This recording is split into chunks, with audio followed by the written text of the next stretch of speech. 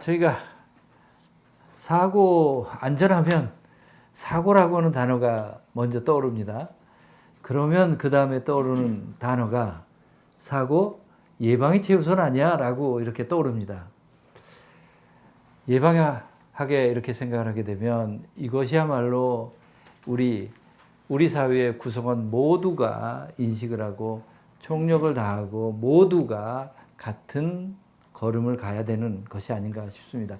자연스럽게 안전에 대해서 시민의 역할이 어떤 것인가 하는 것에 대해서 연계되어집니다.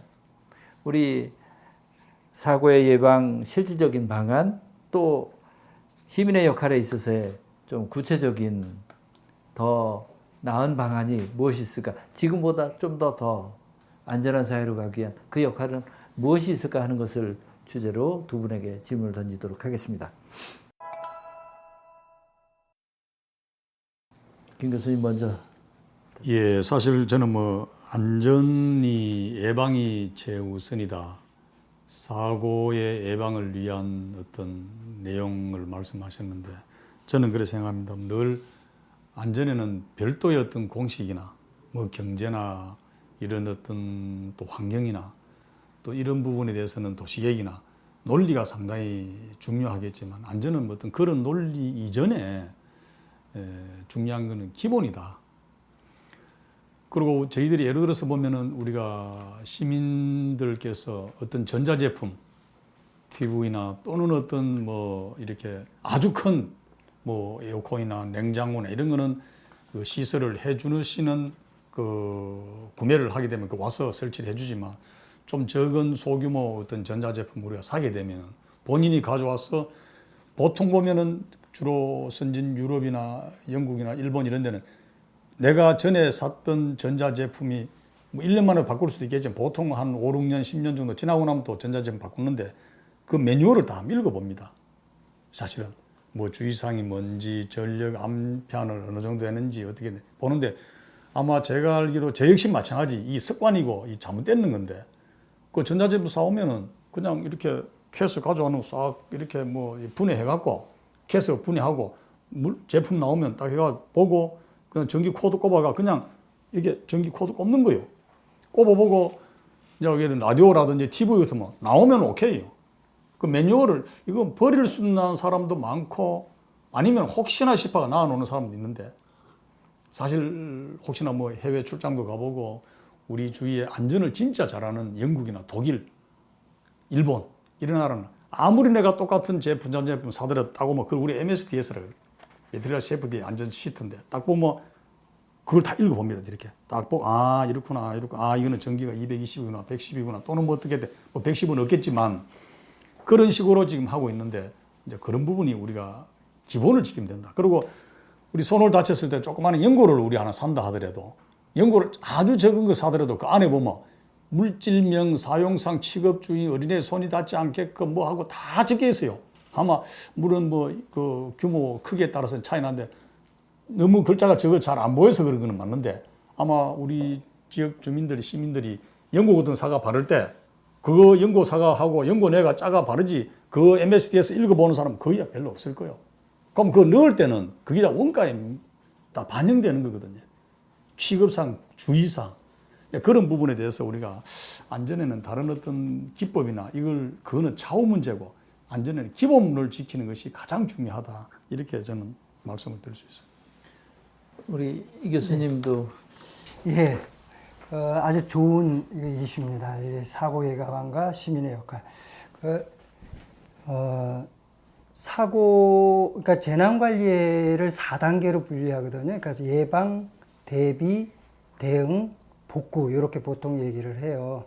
그리고 우리나라 그러니까 재난 및 안전관리 기본법이라고 해서 이 전반적인 재난 관리를 위한 법이 있는데요.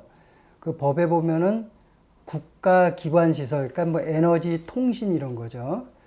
그리고 시설 및 안전에 관한 특별법, 그러니까 시특법이라고 그래서 이것도 성수대교가 난 다음에 각종 그런 교량이나 터널이나 이런 거를 점검을 하도록 돼 있어요. 참 법이 잘 돼 있습니다.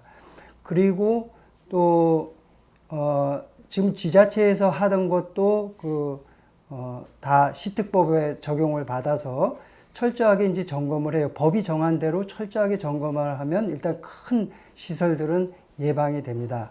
거기다가 국가안전대진단이라고 해서 매년 또 이제 전체 시설물을 대상으로 하고요.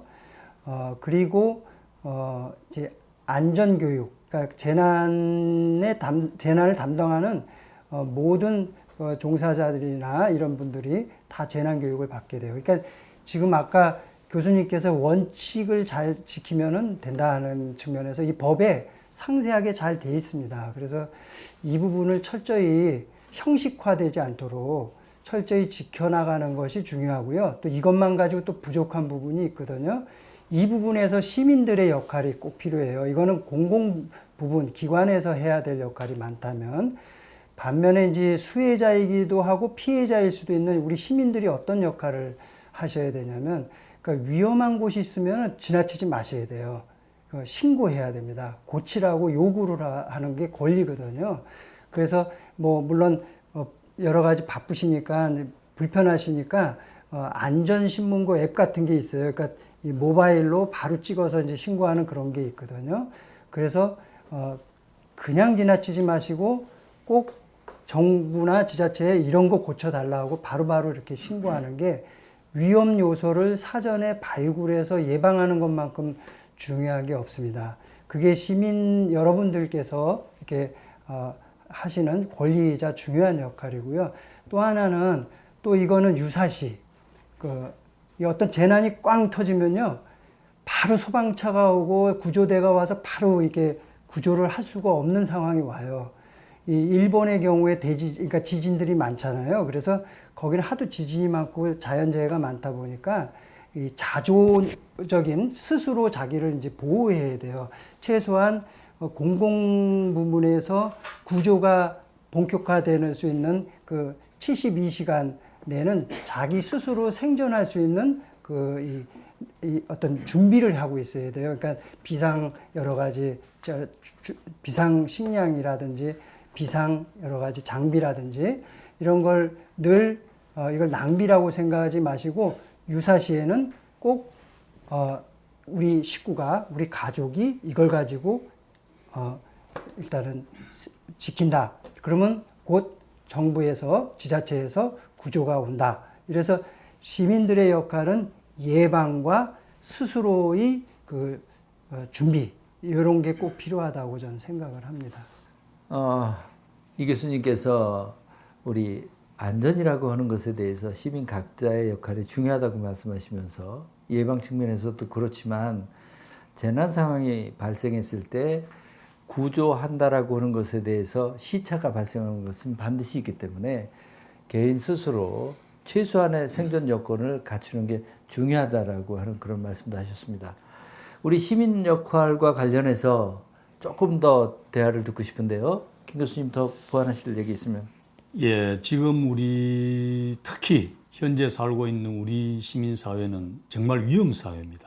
과거에는 뭐 우리 주택 1층, 2층, 3층 또 연립주택도 최고 뭐 엘리베이터 없을 때 5층 하다가 지금은 아파트 지금은 평균 서울도 뭐 30, 40층 기본으로 지금 그만큼 위험하다 이죠. 그래서 이런 부분에 지방정부 차원의 지방자치단체에서는 재난 관련 여러 가지 각종 관련 법에 의해서 기준도 마련하고 실행도 옮기고 다 지금 하고는 있는데 문제는 의정부시로 보더라도 시 차원의 46만 1개 가정이 있는 모든 걸 다 관리하기 너무 어렵거든요. 행정기관에서는 최선을 다해서 나름대로 룰에 규정해서 하지만 시민사회의 어떤 역할이 정말 중요하다. 그리고 지금 현재 사고가 나는 것이 물론 뭐 어떤 자동차 사고 또는 어떤 보행을 가다가 어떤 문제가 발생했을 때 다치는 사고 이거는 자동차에 탔을 때 어떤 탑승자 또 보행 환경에 가다가 자전거를 타고 가다가 넘어져 다쳤을 때 물론 점적인 소규모의 어떤 사고입니다. 물론 사고의 강도나 또 어떤 빈도율도 있겠지만 제일 지금 도심의 사고 예방에 치명적인 역할이 지금 뭐냐? 화재 사고입니다. 화재. 큰 아파트 또는 뭐 물류창고 사고 났다 그러면은 거의 뭐 10명, 20명, 30명 기본이에요. 그 내 본인과 관계없이 어떤 사고로 인해 가지고 자기 생명을 또는 정말 사랑하는 가족까지 잃는 그런 문제 생깁니다. 그렇다면 시민사회가 해야 될 일은 물론 관에서 나름대로 모든 관계 법규 관리 지침 뭐 이런 것도 있겠지만 최선을 다해야 되겠지만 우리 시민들이 해야 될 최소한의 기준은 좀 해주셔야 되겠다. 그게 뭐냐? 특히 지금은 주로 이 화학섬유 아주 복잡 다양하니까 불났다 그러면 거의 화재로 인해서 소실되는 것보다 거의 연기로 인해서 질식으로 해가 사망하는 거의 한 8, 90% 됩니다. 질식하면 그 다음에 2단계 되니까. 그래서 화재가 나면 가장 첫째는 중요한 게 화재를 첫째 원인이 불씨를 꺼야 됩니다. 뭐 담뱃불 하나 물난다면 처음에 불 끄는데 어느 아파트는 대부분 다 그게 소화기가 비치되어 있거든요. 그 소방법에 의해서. 그러면 거기에 시민들이 내가 사는 이 건물, 주택, 어디에 소화기가 있더라는 걸 평소 때 좀 알아놔 주시고, 만약에 불이 나면 빨리 그 소화기로서 불을 진압하면은 어쩌면 소화기 하나가 통계상 소방차 100대의 효력보다 낫다라는 통계가 나오고 있어요. 초기에 불이 났을 때 소화기 하나가 불 딱 초기 진압하면은 그 이후에는 뭐 엄청 불을 진압할 수 있는데, 그러나 지금 최근에는 또 이게 너무 또 강조하다 보니까 지금 불이 나게 되면 바로 불도보다 유독 가스가 나오니까 그 소화기 찾으러 갔다가 와가 불 끄러 오니까 가스에 의해서 사람이 질식하는 사고가 생기기 때문에 지금은 조금 이제 소방법이라든지 좀 궤도를 어떻게 하느냐. 불이 나면 무조건 대피해라 라고 하는데 그 방법도 방법이지만 일단 시민사회에서는 불을 끌 수 있는 여건이 되면 최대한 불을 끌 수 있는 그런 시민사회의 역할도 중요하지 않겠나 이런 말씀드립니다. 감사합니다. 아까 제가 그 발제를 하면서 하인리가 안전에 예방하는 방법 중에 기술, 교육, 규제를 얘기했습니다. 하인리가 벌써 50년도 넘은 그 시점에 기술을 통해서 예방이라고 하는 안전 예방의 중요한 하나의 방법을 제시했습니다. 그런데 우리 모두가 느끼고 있는 것처럼 우리가 생각하고 있는 최첨단 기술 생각보다 엄청나게 빠르게 가고 있습니다. 드론이라든지 인공지능이라든지 증강현실이라든지 등 최첨단 기술을 통한 안전 앞으로의 모습 어떻게 우리 끌어가야 될 것인가라고 하는 것도 하나의 중요한 저희들이 대화 주제라고 생각합니다. 구체적인 사례를 통해서 한번 좀 대화를 나누고 싶은데요. 이재열 교수님이 먼저 말씀해 주시겠습니까? 제가 처음 첨단 기술과 접한 거는 한 10년 채 안 된 것 같아요. 한 8년, 9년 됐나요? 그 산불이 날려면 조기에 발견해서 진압하면 아주 간단하거든요. 근데 이 산이 이 임도가 다 있는 게 아니라서 접근이 힘들어요. 그래서 그 진화를 하기 위해서 어떤 원점을 빨리 파악을 해야 되는데 그 사람 접근은 어렵고 그래서 그 드론을 이용을 해서 한번 시연을 하는 걸 제가 북한산 자락 어딘가에서 시연을 하는 걸 제가 직접 참관을 했었는데 드론이 올라가서 그 어느 지점을 파악하는데 사람 같으면 그 걸어서 또 뭐 일단 시야가 확보가 안 되니까는 어디 있는지도 모르고 방향성도 없는데 한 번 드론 딱 띄우니까 바로 화면에 잡혀서 이 진압을 전개하는 그런 시뮬레이션이 아주 유용한 적이 있습니다. 그래서 정말로 이게 이제 앞으로 큰 희망이 되겠구나 했고요. 그 다음에 이제 최근에 이 기술 융합과 관련해서 이 안전산업 쪽만큼 기술 융합이 아주 대단히 유용한 데가 없거든요. 그러니까 4차 산업혁명의 어떤 핵심이 될 수도 있어요. 그래서 우리 기술 수준이 물론 미국을 100이라고 봤을 때 이제 유럽이나 일본은 한 90, 우리나라는 70 정도 이제 넘어가고 있는데 빠른 속도로 따라잡고는 있습니다. 그렇지만 우리나라가 하나 갖고 있는 큰 장점이 있죠. 정보통신 기술이 뭐 그런 나라보다 훨씬 더 실용화가 엄청 잘 돼 있기 때문에 이 부분을 잘 활용하면 굉장히 유용하리라 생각을 하는데요. 최근에 보면은 제가 우리 자가 격리하는 그 앱 그 관리하는 앱도 외국에서 굉장히 호평을 받았거든요. 이 코로나. 그것처럼 우리가 이제 도시 행정에서 이거를 접목을 하면 예를 들면 급경사지나 또는 이 위험한 저수지 이거를 일일이 사람이 다 매일 가서 체크할 수 없잖아요. 거기다가 센서나 IoT 기술을 해서 스마트 조기 경보 시스템을 구축해서 아주 비용과 노력을 대폭 줄여 나갈 수도 있고요. 그리고 또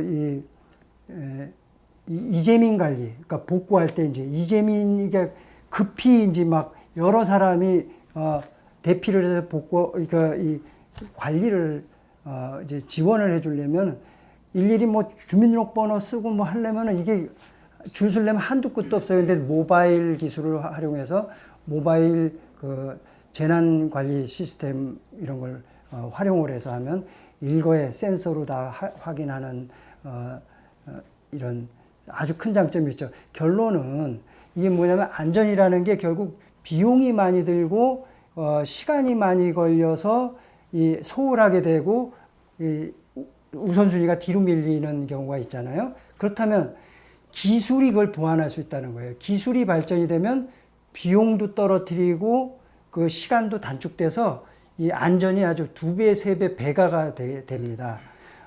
그리고 극한 상황에서 예를 들면 화재를 진압할 수 없는 곳, 또 원전 사고 같은 곳에 그 로봇이 활용이 되는 사례가 있거든요. 일본의 그 후쿠시마 원전 지금 아무도 접근 못 하잖아요.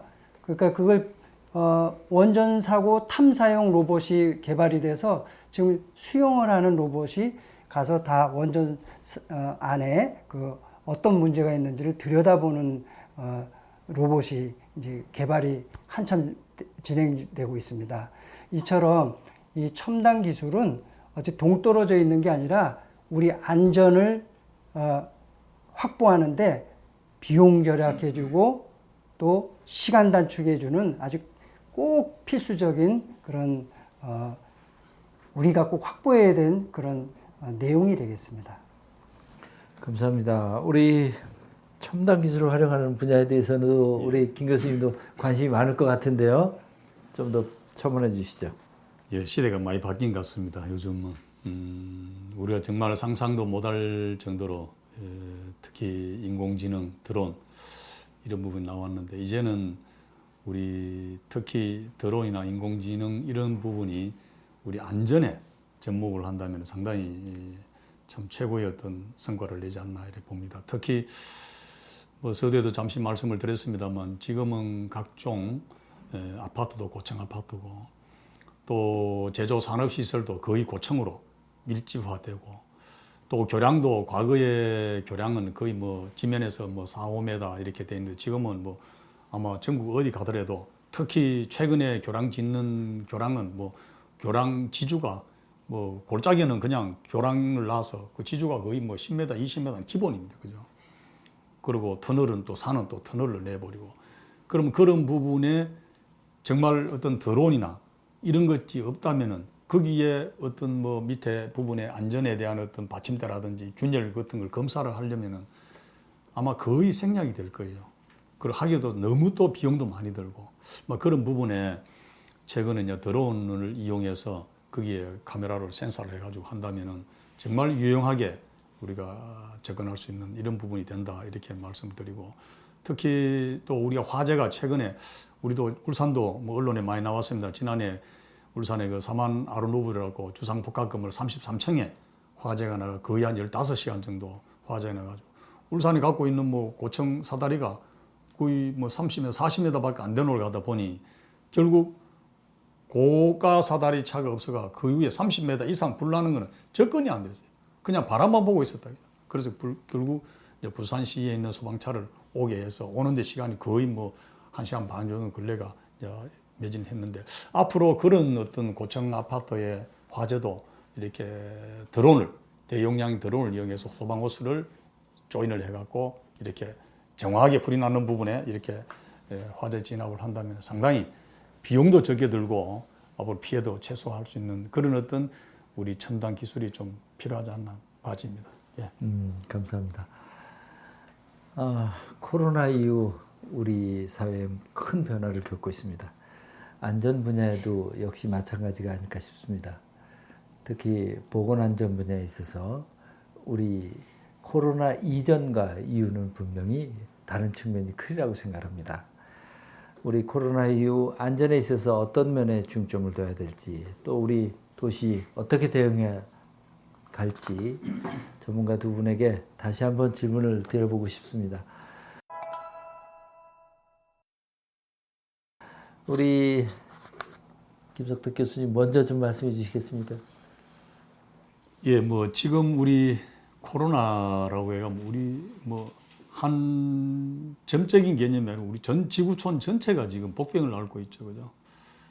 또 이런 코로나가 최근에 우리 코로나가 문제지만 사실 과거에 메르스 좀 더 봤을 때 저희들이 한 50년 전에는 장티푸스 뭐 어쩌다 보면 그것도 하나의 지금 같은 바이러스 개념인데 그때는 그래도 우리 지구 환경이 이만큼 오염이 되지 않았다라고 볼 수 있고요. 또 세계적인 유동 인구가 자기 국가별로 이렇게 국한되어 있었는데 지금은 거의 뭐 세계가 하나의 어떤 면상에서 움직이다 보니까 이 지구촌 전체가 지금 코로나로 어려움을 겪고 있습니다. 사실 우리가 이런 앞으로는 코로나 이후에 우리 사회 안전 분야도 엄청 많이 변해야 되나 본다. 특히 이것도 하나의 우리 문화지 않느냐로 봐지는데 아마 어쩌면은 지금 한 3살, 4살, 5살 되는 어린애들 이런 어린애들이 아마 여러분 다 우리 기성세대가 애들 다 이렇게 키우고 왔지만 뭐 추울 때도 마스크 끼라 하면 답답해서 다 벗겨버립니다. 이렇게 오히려 그리고 이제 이 나이 드신 분들은 목적이 이 나름대로 어떤 감기라든지 바이러스 때문에 껴야 된다는 어떤 사명감 때문에 꼈는데 지금은 아마 최근에 우리가 어떤 이래 사회 환경을 보면은 오히려 기성세대에 있는 분들은 지금 안 끼는 사람은 거의 없지만 그래도 기회만 되면 좀 벗으려고 합니다. 그러나 거꾸로 4세, 5세, 6세 되는 유아 어린이들은 아예 딱 나가면 마스크를 딱 기본적으로 자기는 태어날 때부터 마스크 끼고 태어난 것처럼 문화가 딱 정착된 거죠.